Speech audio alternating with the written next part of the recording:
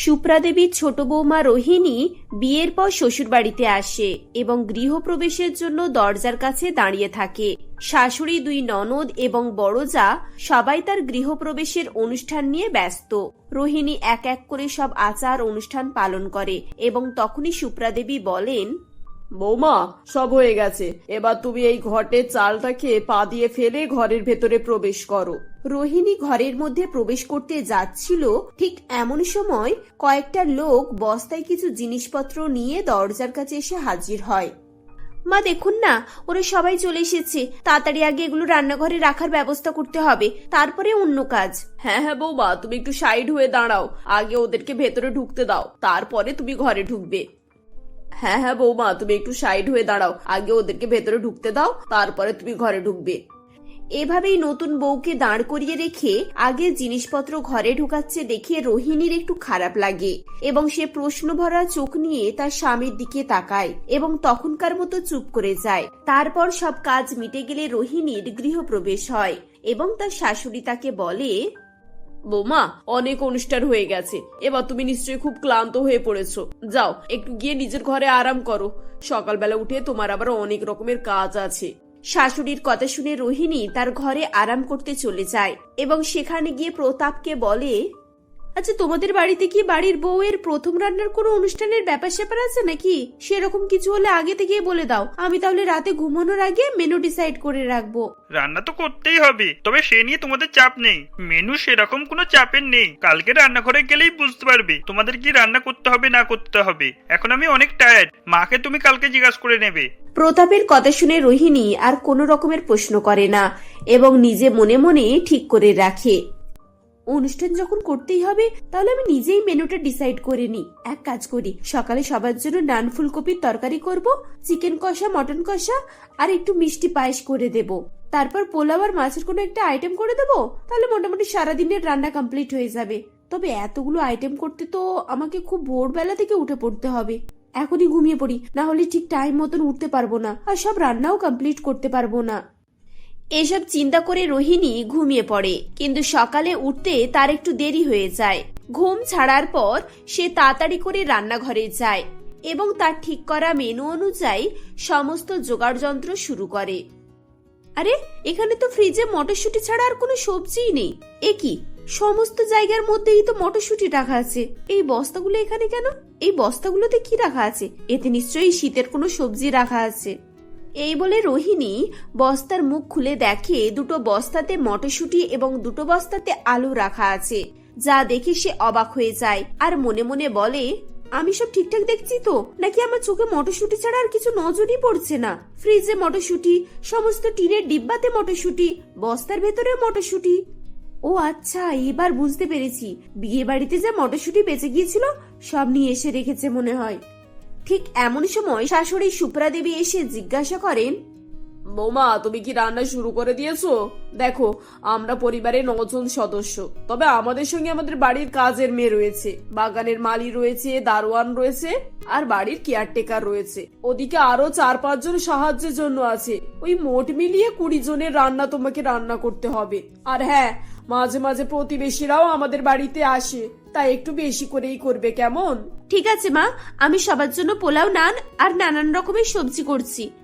বৌমা, তুমি এত সবকিছু কেন করতে যাচ্ছ? এমনিতেই যেখানে 2টো আইটেমে সবার খাওয়া হয়ে যাবে, সেখানে 10 রকমের খাবার রান্না করার কি দরকার? দেখো, তুমি এই বাড়িতে নতুন এসেছো, তাই জানো না যে আমরা কেমন মানুষ।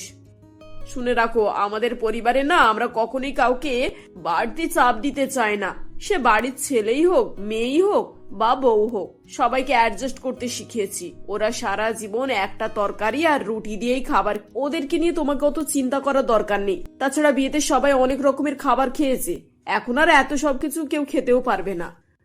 তাহলে মা, আজ আমি সবার জন্য কি রান্না করবো একটু বলুন? ওই তো কালকে বস্তায় টাটকা মটরশুঁটি এসেছে না, তুমি ওই কিলো 5 মটরশুঁটি ছাড়িয়ে নাও, আর কিলো 10 আলু, সবকিছু ভালো করে ধুয়ে পরিষ্কার করে আর মশলা দিয়ে ঝাল ঝাল করে আলু মটরশুঁটির তরকারি করো, আর তার সঙ্গে রুটি, এছাড়া আর কিছু চাই না। 5 কিলো মটরশুঁটির তরকারি? আপনি তো বলেন সবাই মিলে 20 জন মানুষ, 20 জন মানুষের 1 কেজি মটরশুঁটিতে যথেষ্ট, কারণ সঙ্গে আলু রয়েছে। এই দেখো খালি, আমি তোমাকে এত খাটতে হবে বলে একটা সবজি রান্না করতে বললাম আর তুমি সেটা নিয়েও প্রশ্ন করছো। আচ্ছা ঠিক আছে, ভালো করে শুনে রাখো, আমাদের বাড়িতে একটা তরকারি হয় ঠিক কথা, কিন্তু একটা তরকারি হয় বলেই সবাই একটু বেশি বেশি করে খেতে চায়। একজন মানুষ ওই 500 করে মটরশুঁটি খায়, সেই হিসেবে তোমার কতটা মটরশুঁটি লাগবে তুমি ভেবে নাও। তাও তো আমি তোমাকে 5 কেজির কথা বললাম, কারণ বেশি চাপ আমি তোমাকে দিতে চাই না। এই বলে শাশুড়ি সেখান থেকে চলে যায়। তখন রোহিণী মনে মনে বিরক্ত হয়ে আলু ছিলতে বসে। বেশি চাপ দিতে চায় না এই করে করে 10 কেজি আলু ছিলতে বসিয়ে দিয়েছে, তারপর আবার 5 কেজি মটরশুঁটি। প্রায় 1.5 ঘন্টা ধরে আলু কাটার পর রোহিণী ঘড়ির দিকে তাকায়, তখন 10:30 বাজে। এ বাবা, এত দেরি হয়ে গেল, আর এখনো রান্নার তো কিছুই হয়নি। নামে তো একটা সবজি আর রুটি, কিন্তু এর ঝামেলা যে এত তা কি করে জানবো। এখন মটরশুঁটি ছাড়াতে বসলে আরো 1.5 ঘন্টা সময় নষ্ট হবে। এক কাজ করি, আমার বড় জার 2 ননদকে এই মটরশুঁটি গুলো ছাড়িয়ে দিতে বলি, আর আমি এদিকে আটা মেখে রুটিটা তৈরি করব। এই বলে রোহিণী একটি বড় জায়গায় মটরশুঁটি বার করে তার ননদ এবং জাকে সেটি ছাড়ানোর জন্য বলতে যায়, এবং গিয়ে দেখে 3 ননদ বৌদি লুডো খেলছে। দিদি, তোমরা আমাকে একটু হেল্প করো না গো, দেখো 10:30 বেজে গেছে, আর রান্না বান্না তো এখনো কিছুই হয়নি। তোমরা এই মটরশুঁটিগুলো একটু ছাড়িয়ে দাও না, আমি ওদিকে বাকি কাজগুলো করছি। ও বাবা, সামান্য মটরশুঁটি ছাড়ানোর জন্য আমাদের গেমটাকে তুমি নষ্ট করতে চলে এসেছো? প্লিজ এখন একটু ডিস্টার্ব করো না। দেখো, রান্না একটু দেরি হলে আমাদের কোনো কিছু যায় আসে না। তুমি রান্না করো, আর আমরা তোমার রান্না হলে তবেই খাবো। রোহিণী, আমার বিয়ের পর আমি একা হাতেই সবকিছু করেছি, আর তোমার বিয়ে হওয়ার সঙ্গে সঙ্গে মা আমাকে 1 মাসের ছুটিও দিয়েছে, তাই আমি 1 মাস এখন রান্নাঘরে ঢুকবো না। যা করার তুমি নিজেই করো, আর আমাকে এই 1 মাস ছুটির মজাটা নিতে দাও। সবাই এরকম বললে রোহিণী মটরশুঁটি নিয়ে আবার রান্নাঘরে চলে আসে। এরা তো সব দেখছি অদ্ভুত ধরনের মানুষ, নিজেদের খাওয়া, আরাম, এন্টারটেনমেন্ট এসব ছাড়া তো এরা কিছুই বোঝে না। বাড়িতে একটা নতুন বউ এসেছে, তাকে রান্নার পুরো দায়িত্ব দিয়ে দিল, তারপর কেউ এসে একটু হেল্প করার নেই। যেমন শাশুড়ি তেমন তার মেয়ে, আর তেমন হয়েছে আমার বড় যা। আমার কি, আমার যখন রান্না হবে তখনই আমি এদেরকে খেতে দেব। এই বলে রোহিণী ধীরে সিস্তে রান্না করে। তখন তার শাশুড়ি রাগী গলায় এসে বলে, এ হলো বৌমা, তুমি সেই সকাল 8টা থেকে রান্নাঘরে এসে বসে রয়েছো, শুধু রুটি আর সবজি করতে তোমার কত সময় লাগে শুনি? ওদিকে তোমার শ্বশুর মশাই আর বাকি সবাই না খিদের জ্বালায় অস্থির হয়ে পড়েছে। দেখুন মা, আমি এত বছর ধরে রান্নাঘর সামলে এসেছি, কিন্তু সকাল 10টার আগে আমি আপনাদের টিফিন দিয়ে দিতাম। এখন তো 12:30 বেজে গেল, অথচ টিফিন এলো না। বৌদি, আমরা তোমাকে একটু টাইম দিয়েছি, তার মানে এই নয় যে তুমি এটা ভেবে নেবে যে আমরা খাবার খাবোই না। 12:30টায় যদি টিফিন করতে হয়, তাহলে তো আমরা দুদিনই অসুস্থ হয়ে পড়বো। আচ্ছা রোহিণী, তুমি রান্না করতে নাই যদি পারো, তাহলে মাকে আর বৌদিকে তো বলে দিতেই পারতে, ওরাই তো তোমাকে হেল্প করতো। এভাবে নিজে একা একা সবকিছু করতে গিয়ে কি করলে দেখলে তো। সেটাই তো কথা, আমি যখন এই বাড়িতে বউ হয়ে এসেছিলাম, আমি কিন্তু সময় মতো সবকিছু রেডি করে দিতাম। এই কথা তোমরা কেউ অস্বীকার করতে পারবে না। কিন্তু এভাবে অনন্যা বারবার নিজের প্রশংসা নিজেই করতে থাকে। তখন রোহিণী মনে মনে ঠিক করে যে সে এবার থেকে খুব তাড়াতাড়ি রান্না করে সবাইকে খেতে দেবে। দুপুরে সবার খাওয়া দাওয়া হয়ে গেলে রোহিণী তার শাশুড়িকে বলে, মা, বলছি রাতে কি রান্না হবে আমাকে এখন থেকে একটু বলে দিন, তাহলে আমি সময় মতো সবকিছু ঠিক করে রাখতে পারবো। কি রান্না হবে মানে? তোমাকে তো আমি সকালবেলা বললাম আমার পরিবারে কারোর কোনো ঝামেলা নেই, একটা তরকারি আর রুটি, ব্যাস, আর কোনো কিছু করতে হবে না তোমাকে। হ্যাঁ, সেটা তো আমি সকালে দেখেই নিলাম, ঝামেলা আছে কি নেই। যাই হোক, আপনি আমাকে বলে দিন কিসের সবজি রান্না হবে, কারণ সকালে তো মটরশুঁটি হয়েছিল, আর এবেলা তো সেরকম কোনো সবজি ফ্রিজে নেই। সবজি কি নেই গো, গোটা ফ্রিজে কম করে কিলো 10 মটরশুঁটি রাখা আছে, তারপর বস্তায় তো রয়েছে। তুমি সেখান থেকে 5 কেজি মটরশুঁটি নিয়ে ছাড়িয়ে রান্না করে ফেলো। ও বেলা সবাই তোমাকে বকাবকি করেছে ঠিকই, কিন্তু তরকারিটা বেশ ভালোই হয়েছিল, শুধু একটু মশলা কম পড়ে গিয়েছিল। এবার একটু ভালো করে মশলা দিয়ে রান্না করবে কেমন? কিন্তু মা, দুপুরবেলা তো মটরশুঁটি হলো, আবার রাতে সেই মটরশুঁটির তরকারি হবে, এবেলা অন্য কিছু করলে হতো তো। এত সহজ একটা তরকারির কথা তোমাকে বললাম, তুমি সেটা ছেড়ে আবার অন্য কি রান্না করতে চাইছো বলো তো? আমাদের বাড়িতে বেশি ভ্যারাইটি কেউ পছন্দ করে না, আলু মটরশুঁটিটাকে সবাই খুব ভালোভাবে খুব পছন্দ করে, তাই তুমি ওটাই করো। রাতের বেলা রোহিণী সবাইকে আলু মটরশুঁটির তরকারি রান্না করে রুটি দিয়ে খেতে দেয়। বৌদি, এবেলা তো তুমি একেবারে বাজি মাত করে দিয়েছো। মটরশুঁটি আলুর তরকারিটা দারুণ টেস্টি হয়েছে, আমাকে আরেকটু দাও না গো। এভাবেই সবাই আরো দাও করতে থাকে। খাওয়া দাওয়ার পর রোহিণী তার শাশুড়ির কাছে গিয়ে সকালের মেনু জিজ্ঞাসা করে এবং তখনও তিনি সেই একই মেনুর কথা বলেন। এভাবে প্রায় 15 দিন একই তরকারি রান্না করতে করতে এবং খেতে খেতে রোহিণী বিরক্ত হয়ে ওঠে। সে প্রায়ই এই নিয়ে সবাইকে বোঝানোর চেষ্টা করে, কিন্তু বাড়ির কেউই তার কথা শুনতে রাজি হয় না। সবাই খালি আলু মটরশুঁটি খেতে চায়। শেষে একদিন সে বিরক্ত হয়ে মনে মনে চিন্তা করে, আমার মনে হয় আমার তরকারি এদের খুবই ভালো লেগেছে, সেজন্য এরা আরো এরকম করছে। আজকে আমি এদেরকে এত খারাপ তরকারি রান্না করে দেব যে এরা আর আলু মটরশুঁটির কথা মুখেই আনবে না। এই বলে রোহিণী কাঁচা মশলা দিয়ে শুধু আলু মটরশুঁটিকে সেদ্ধ করে এবং সেটাকেই সবাইকে খেতে দেয়। এতদিন তারা তার খাবার খেয়ে সুনাম করত, আজ এই ধরনের খাবার পেয়ে সবাই তাকে কথা শোনাতে থাকে। কি গো বৌদি, তুমি তো একেবারে বেকার তরকারি রান্না করলে আজকে খাবারটা খেয়ে না পুরো গা গুলিয়ে গেল। আমি কিন্তু এত বছরে এরকম খারাপ তরকারি কখনোই রান্না করিনি। কি বলো তোমরা সবাই? তুমি তো একেবারে বেকার তালিকা রান্না করেছো, আজকের খাবারটা খেয়ে পুরো গা গুলিয়ে গেল। ব্যাস, তোমরা সবাই চুপ করো, অনেক হয়েছে। কদিন ধরে আমি সবকিছু সহ্য করে আসছি বলে তোমরা ভেবে নিও না আমি কিছু বলতে পারবো না। আমি আজ তোমাদেরকে না শুনিয়ে রাখছি, আর এটাই আমার ফাইনাল ডিসিশন। আজকের পর থেকে আমি আলু মটরশুঁটির তরকারি রান্না করতে পারবো না। তাতে করে তোমাদের পোষাই তোমরা খাবে, আর না পোষাই না খাবে। আমি নিজের জন্য রান্না করব, আর কারোর জন্য আমি রান্না করতে পারবো না। রোহিণীর এই ডিসিশন শুনে সবাই একেবারে চুপ করে যায়। বড়জা জানতো যদি সে বেশি নাটক করে তাহলে তাকেই রান্না করতে হবে, এবং ননদদেরও সেই একই ভয়। সেজন্য কেউ আর কোনো কথাই বলে না। শাশুড়ি তো আগেই চুপ করে গিয়েছিল। এভাবে রোহিণী তার শ্বশুর বাড়ির খাবারের মেনু চেঞ্জ করে এবং এরপর থেকে সে প্রত্যেক দিন আলাদা আলাদা তরকারি রান্না করত এবং সবাই মিলে সেটাকেই খেত। দীপা তার বাবা বিশালবাবু ও মা ললিতা দেবীর সঙ্গে বাস করত। বিশালবাবু খুবই বুদ্ধিসম্পন্ন লোক ছিল, আর সে কোনো কাজ করার আগে 100 বার ভেবেই কাজ করত। এমনই একদিন বিশালবাবু বাড়িতেই ছিল। তখন, এই যে শুনছো দীপার বাবা, আমি এক্ষুনি দীপার ঘরের সামনে থেকে এলাম। আসার সময় দেখলাম ও যেন কার সঙ্গে ফোনে কথা বলছে, আর কি সব বয়ফ্রেন্ড গার্লফ্রেন্ড বলছিল। কি জানি, আমার যেন কেমন ওকে নিয়ে ভয় করছে। এখন যা দিনকাল পড়েছে। হ্যাঁ ললিতা, সে আমি জানি, আর সেজন্যই তো আমি অনেকদিন আগে থেকেই দীপার জন্য ছেলে দেখা শুরু করে দিয়েছি। তা কি রকম ছেলে খুঁজছো যে এখনো পাচ্ছ না? তোমার মেয়ের জন্য তুমি এখন কি কোনো কোটিপতি ছেলে খুঁজেছো নাকি? আরে না না, সেরকম কোনো ব্যাপার নয়। আসলে কোনো কাজ করার আগে অনেক সাবধানতা অবলম্বন করতে হয়, বুঝেছো? হ্যাঁ, সে আমি জানি। আর আমি এটাও জানি যে তোমার মতো লোক এই জন্মে মেয়ের বিয়ে দিতে পারবে না। যে একটা আলু কিনতে গিয়ে বাগানের খোঁজ নেয়, সে আবার নাকি মেয়ের বিয়ে দেবে। তারা যখন কথাবার্তা বলছিল ঠিক সেই সময় দীপা সেখানে আসে ও সে তার মায়ের কথা শোনার পর বলে, কেন মা, বাবা ভুল কি করছে? বাবা তো ঠিকই করছে, যেখানে আমি ওনার একমাত্র মেয়ে। এখন আমার বিয়ে কোটিপতির সঙ্গে দেবে না তো কার সঙ্গে দেবে? যেখানে আমারও স্ট্যাটাসের ব্যাপার আছে। তুমি কি বলো বাবা? নাও, এ আবার অন্য কিছুই ভাবছে। থাক, এখন যে যা বলে বলুক, আমার কাজ আমি ঠিকই করব। হ্যাঁ রে মা, তুই ঠিকই বলেছিস। এখন তুই কলেজে যাচ্ছিস তো, তা যা। এই বলে বিশালবাবু সেদিন দীপাকে কলেজে পাঠিয়ে দেয়। এদিকে বিশালবাবু তার কাজে চলে যায়। এভাবেই বেশ কয়েকদিন কেটে যায়। বিশালবাবু শত খোঁজাখুঁজির পর হিমাংশু নামের একটি ছেলের সন্ধান পায়। হিমাংশু তার মার নূপুর দেবীর সঙ্গেই থাকতো, আর সে একটি সরকারি চাকরি করত। আর তাই বিশালবাবু শত চিন্তা ভাবনার পর একদিন হিমাংশুর বাড়ির খোঁজ খবর নিতে যান। তখন, আসুন আসুন বিশালবাবু, আমাকে আজ উকিলবাবু আপনার কথাই বলছিলেন। এই যে এই চেয়ারটা টেনে নিয়ে বসুন না।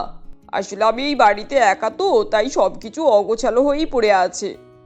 না না থাক, আপনাকে কষ্ট করতে হবে না। আমি এমনিতেও ওটাই করব ভাবছিলাম। তা আমি যতদূর শুনেছি হিমাংশু কয়েকদিন আগেই চাকরিটা পেয়েছে, তাই তো? আরে দাদা, হিমাংশুর চাকরির ব্যাপারে আর বলবেন না।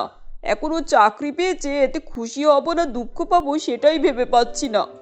কেন, আপনার দুঃখ পাওয়ার কি আছে? হিমাংশু সরকারি চাকরি করে, আর আমি যতদূর শুনেছি ও ভালো পদেই চাকরি করে, তাই এতে তো আপনার খুশি হওয়ারই কথা, তাই না? হ্যাঁ, সে জানি, কিন্তু ও যেই দিকে চাকরি পেয়েছে সেই দিকে আমাদের বাড়িতে সম্বন্ধে লাইন লেগেই আছে। এই বেলা ও আসে তো ওই বেলা সে। এখন কাকে হ্যাঁ বলি আর কাকে না বলি। ওদের মধ্যে কেউ কেউ তো এটা সেটা যৌতুক দেওয়ারও লোভ দেখাচ্ছে। আচ্ছা, আপনি ওসব বাদ দিন, আমি আপনার জন্য জলখাবারের ব্যবস্থা করছি। এই বলে নূপুর দেবী তখন সেখান থেকে চলে যায়। এদিকে বাড়ির ফাঁকা হওয়ার সুযোগে বিশালবাবু বাড়ির এদিকে ওদিকে ঘুরে ঘুরে দেখতে থাকে। তখন সে তাদের অগোছালো ঘর, মেঝেতে বিছানো বিছানা, এদিকে ওদিকে ছড়িয়ে ছিটিয়ে থাকা কাপড় জামা দেখে মনে মনে ভাবে, নাও, যেটার ভয় ছিল সেটাই হলো। এ ডিরেক্ট যৌতুকের কথা বলছে না, কিন্তু এদের বাড়ির পরিস্থিতি দেখে মনে হচ্ছে এগুলো সাজিয়ে দিতে আমার অনেকটাই পকেট খালি হয়ে যাবে। এখন খাট আলমারি থেকে শুরু করে সব কিছুই দিতে হবে দেখছি। বিশালবাবু যখন এটা সেটা দেখছিল, ঠিক তখনই সেখানে নূপুর দেবী আসে ও সে বলে, আসলে বিশালবাবু, কিছু মনে করবেন না, আমাদের এখন আর্থিক পরিস্থিতি খুব একটা ভালো নয়, তাই বাড়ির আসবাবপত্র খুব একটা কিনতে পারিনি। তার আর কি প্রয়োজন আছে? আপনার ছেলে এখন সরকারি চাকরি করে, যে কোনো মেয়ের বাবাই এগুলো আপনাকে দিয়ে দেবে। এখন আপনি কি বলেন নূপুর দেবী? না বিশালবাবু, আসলে আমরা সেরকম নয়, আর যদি সেরকম ভাবতাম তাহলে অনেকদিন আগেই ছেলের বিয়ে হয়ে যেত। হ্যাঁ, আমি মানছি আমি ঠিকঠাক বাড়িঘর সাজাতে পারিনি, আমি একা মানুষ ছিলাম, আর যা উপার্জন করতাম সেটা দিয়ে ছেলেকে পড়িয়েছি। এখন ঈশ্বর চাইলে ওই সব কিছু সাজিয়ে নেবে। এ আপনি কি বলছেন নূপুর দেবী? তার মানে আপনি আপনার ছেলের বিয়েতে কিছুই নেবেন না? হ্যাঁ, আপনি ঠিকই ভেবেছেন। আসলে আমি আর আমার ছেলে যৌতুক নেওয়ার বিরুদ্ধে। আমি ছেলের বিয়ে দিতে চাই, ছেলেকে বিক্রি করতে চায় না। নূপুর দেবীর কথা শুনে বিশালবাবুর সেদিন খুবই ভালো লাগে ও সে সেদিন তার মেয়ে দীপার সঙ্গে হিমাংশুর বিয়ে ঠিক করে চলে আসে। এভাবেই বেশ কয়েকদিন কেটে যায় ও শেষে তাদের বিয়েও সম্পন্ন হয়ে যায়। বিয়েতে সকলেই খুশি ছিল, শুধুমাত্র দীপা ও তার বান্ধবীদেরকে ছেড়ে। তখন, এই দীপা, ওই দেখ তোর সরকারি লিমিটেড বর মারুতি করে এসে গিয়েছে। তুই না বলতিস তোর বিয়েতে তোর বর টাটার ফরচুনারে করে আসবে? এই দেখ, তোরা আমায় আর লজ্জা দিস না। আমি বলেছিলাম ঠিকই, আর সেটা আমার যোগ্যতাও ছিল, কিন্তু বাবা এখন সরকারি চাকরির পাল্লায় পড়েই তো এটা করলো। না তো তুই বল, আমার বিয়ে কি কোনো বড়লোক বাড়িতে হতো না? হ্যাঁ, তা জানি বলেই তো বলছি। তুই ভেবে দেখ আমার বিয়েটা কেমন হলো, কত ধুমধাম, কত আয়োজন। এখনো লোকে আমার শ্বশুরবাড়ির ডেকোরেশনের নাম করে। হ্যাঁ হ্যাঁ, এই তোরা একটু চুপ কর, আমায় আর লজ্জা দিস না। এখন আমার শ্বশুরবাড়ির লোকজন সাধারণত কি হয়েছে, আমার বাবার তো টাকা আছে, তা আমি আমার বাবার কাছ থেকে সব কিছু নিয়ে যাব, বুঝেছিস? দীপা সেদিন এভাবেই বলে তার বন্ধুদেরকে চুপ করিয়ে দেয়। এরপর সমস্ত রীতিনীতি মেনেই তাদের বিয়ে সম্পন্ন হয়ে যায়। বিয়ের পর দীপাও হিমাংশুর বাড়িতে চলে যায়। এভাবেই বেশ কয়েকদিন কেটে যায়। এমনই একদিন হিমাংশু বলে, এই যে মা, আমার জন্য একটু আদা দেওয়া লাল চা করে নিয়ে এসো তো। হ্যাঁ, সে ঠিক আছে, কিন্তু তুই এখনো আমাকেই চা করার কথা বলবি? না মানে তোর বউ চলে এসেছে, তুই তো এখন ওকেও বলতে পারিস। না বলেনি, ঠিকই করেছে, কারণ আপনাদের মেঝেতে ওভেন আর আমি মেঝেতে বসে বসে কিছু করতে পারবো না। আর লাল চা তো ইম্পসিবল, কারণ আমাদের মধ্যে না কেউ কোনোদিন লাল চা খেয়েছে আর নাইবা বানিয়েছে। ওহ দীপা, তুমি এভাবে বলছো কেন? দেখো, দুধ চা হওয়ার আগে লাল চাটাই তৈরি হয়, তাই তো? আর এখন যদি কেউ বলে সেটাও আমি বানাতে পারি না, তাহলে সে মূর্খ। হ্যাঁ, আমি মূর্খ তাতেই খুশি। অন্তত তোমার মতো শিক্ষিত হয়ে কিপটেমি করে লাভ নেই। এখন বাবা আমার এই বাড়িতে কি দেখে বিয়ে দিয়েছিল কি জানি। দীপা সেদিন এভাবেই রাগ দেখিয়ে চলে যায়, যেটা দেখে নূপুর দেবীরও মন খারাপ হয়ে যায়। কিন্তু তাদেরও তখন কিছু করার ছিল না, কারণ হিমাংশু ও তার মা তাদের সাদামাটা জীবনেই খুশি ছিল। এভাবেই আরও কিছুদিন কেটে যায়। এমনই একদিন হিমাংশু অফিস যাচ্ছিল। তখন, এই যে বাবা, তুই তো টিফিনটাই নিতে ভুলে গেলি। এই রে, এটা নিয়ে যা, না তো তুই দুপুরবেলায় কি খাবি? আসলে মা, আজ আমাদের অফিসে হাফ ডে হবে। আজ আমাদের প্রেস মিটিং আছে, তাই আমি টিফিন নিইনি। না, তুই নিয়ে যা। এখন যদি তোর খিদে লাগে তাহলে তুই কি খাবি? তোর কাছে তো হয়তো টাকাও নেই। এই বলে নূপুর দেবী হিমাংশুর হাতে টিফিন বক্স দেয়, যেটা দেখে দীপা বলে, এই যে মা, ওই টিফিন বক্সটা না নিয়ে যাওয়াই ভালো, কারণ এই যুগে ওই স্টিলের টিফিন বক্স চলে না। ওটা দেখে মনে হচ্ছে কোনো দিনমজুর টিফিন নিয়ে যাচ্ছে। হ্যাঁ, তাতে কি হয়েছে? দিনমজুরি করা কি খারাপ কাজ নাকি? আমার বাবাও দিনমজুরি করতেন, আর উনি এই টিফিন বক্সে করেই খাবার নিয়ে যেতেন। তাই এখন যদি আমি এই টিফিন বক্সটা নিয়ে যাই, তাদের লজ্জার কি আছে? কিন্তু হিমাংশু, তুমি এখন দিনমজুর নয়, তুমি একজন সরকারি অফিসার। এখন তো একটু পরিবর্তন হও। আর শোনো, আমি বাবাকে খাট আলমারি দিতে বলেছি, উনি হয়তো কয়েকদিন পরই ওগুলো দিয়ে যাবেন, কারণ আমার এই অগোছালো বাড়ি আর ভালো লাগে না। দেখো দীপা, আমার তোমার বাবার কাছ থেকে কিছুই চাই না। আমার যখন যোগ্যতা হবে আমি ওগুলো ঠিকই কিনে নিতে পারবো। আর যদি আমার কিছু নেওয়ারই থাকতো তাহলে আমি বিয়ের সময়তেই নিয়ে নিতাম, বুঝেছো? হ্যাঁ, তা এখন নাও, এতে অসুবিধার কি আছে? যেখানে তোমার না সমস্যা থাকলেও আমার তো সমস্যা হচ্ছে। দীপার কথা শুনে তখন হিমাংশু পরিষ্কারই না বলে দিয়ে সেখান থেকে অফিস চলে যায়। এদিকে দীপারও হিমাংশুর প্রতি খুব রাগ হয় ও সে সেদিনের পর থেকে তার শ্বশুরবাড়ির সকলের সঙ্গেই ঝগড়া করতে থাকে। এভাবেই আরও কয়েকদিন কেটে যায়। এমনই একদিন দীপার এক বান্ধবী শিবানী তাদের বাড়িতে আসে। তখন এই যে বৌমা, দেখো তোমার বান্ধবী এসেছে। তা মা, তুমি বসো, বৌমা এক্ষুনি আসবে। আর আমি তোমার জন্য জল খাবার নিয়ে আসছি, তুমি খেয়ে যাবে কিন্তু। এই বলে নূপুর দেবী সেখান থেকে চলে যায়। ঠিক তখনই সেখানে দীপা আসে ও সে বলে, আরে শিবানী তুই? তা বল, আজ হঠাৎ করে আমাদের বাড়ি এলি যে? তা কি ব্যাপার, বড়লোকের ছোঁয়া এই বাড়িতে? মানে আমার মতো গরিবের মজা নিতে আসিসনিস তো? না রে বোন, সেরকম কোনো ব্যাপার নয়। আসলে কাল আমার প্রতীকের জন্মদিন, আর তাই ভাবলাম তোদের সকলকে নিমন্ত্রণ করি। এখন দেখ না, ভাবলাম তোকে বলেই চলে যাব, কিন্তু তোর শাশুড়ি আবার চা জল খাবার নিয়ে আসতে গেল। সেই তো নিয়ে এলে স্টিলের গ্লাসে করে জল আর 5 টাকা দামি কাপে করেই চা নিয়ে আসবে, আর আমারই অপমান হবে। এই না না, এখন চা খেয়ে কী করবি? আর তুই তো চা খেতে তেমন পছন্দও করিস না। কিন্তু দীপা, তোর শাশুড়ি যে অত আদর করে বললেন, এখন আমি কিভাবে যাই বল? সে নিয়ে তোকে ভাবতে হবে না। ও কিছু কিছু লোক আছে যারা সবসময় মিষ্টি মিষ্টি কথা বলে। তুই চল, আমি তোকে কফি শপে নিয়ে যাচ্ছি। দীপা এভাবেই সেদিন শিবানীকে নিয়ে কফি শপে চলে যায় ও সে সেদিন মনে মনে শিবানীর বাড়িতে যাওয়ারও সিদ্ধান্ত নিয়ে নেয়, কারণ সে ভেবেই নিয়েছিল যে তার বড়লোক আত্মীয় ও বন্ধুবান্ধবীদের বাড়ির সাজসজ্জা তার শ্বশুরবাড়ির লোকজনকে দেখাবে। এভাবেই আরও কয়েকদিন কেটে যায়। দেখতে দেখতে অনুষ্ঠানের দিন চলে আসে, আর তাই সে তার শাশুড়ি ও বরকে নিয়ে শিবানীর বাড়িতে যায়। তখন, এই শিবানী চল, তুই আজ আমার শ্বশুরবাড়ির লোকজনকে তোর বাড়ির ডেকোরেশন দেখাবি, কারণ এরা সরকারি কিপ্টে পরিবার। এরা মানুষের বাড়ি কেমন হয় আর মানুষের সুখ কিসে হয় কিছুই জানে না। না দীপা, তুই ভুল ভাবছিস। আসলে তুই খুবই সুখে আছিস। তোর বাড়িতে নামি দামি আসবাবপত্র নেই তো কি হয়েছে? তোর বাড়িতে সুখ শান্তি আছে, তোর সম্মান আছে। এই বলে শিবানী তার শ্বশুরবাড়ির ঘটনা বলতে থাকে। আসলে সে ঠিকই বলছিল। যেখানে তার ধনী ব্যবসায়ী শ্বশুরবাড়ি ছিল ঠিকই, কিন্তু তারা অল্প শিক্ষিত হওয়ায় শিবানীকে কোনোই সম্মান করত না। তাকে প্রতি পদে পদে ছোট বড় কথাবার্তা বলে অপমান করত। এগুলো শুনে দীপা তার ভুল বুঝতে পারে ও সে তার ভুলের জন্য হিমাংশু ও তার মায়ের কাছে ক্ষমা চাইতে থাকে। তখন হিমাংশু বলে, আমরা এটা আগে থেকেই জানতাম। আর শোনো, মানুষের সুখ শান্তির জন্য টাকা পয়সাই আসল নয়। আর যদি এটাই হতো তাহলে আমি আমার বিয়েতে তোমার বাবার কাছ থেকে ওগুলো নিয়ে নিতাম, বুঝেছো? হ্যাঁ বৌমা, আর আমরা কখনোই তোমাকে কষ্ট দিতে চাইনি, আর তাই তোমাকে কখনো কিছু বলিনি। তবে তুমি চিন্তা করো না, মানুষের এককাল সুখ আর এককাল দুঃখ থাকে, আর তুমি দেখবে তোমার সঙ্গেও একদিন এটাই ঘটবে। আসলে নূপুর দেবী ঠিকই বলছিল, কারণ কয়েকদিন পরই হিমাংশুর প্রমোশন হয় ও তাকে সরকার থেকে একটি দামি বাড়িও গিফট করা হয়, যার ফলে দীপার আর কোনোই চিন্তা থাকে না। এখন দীপা তার সুখ সম্মান সব কিছুই পেয়েছিল, আর এভাবেই সে তার পরিবারকে নিয়ে সুখে শান্তিতে বাস করতে থাকে।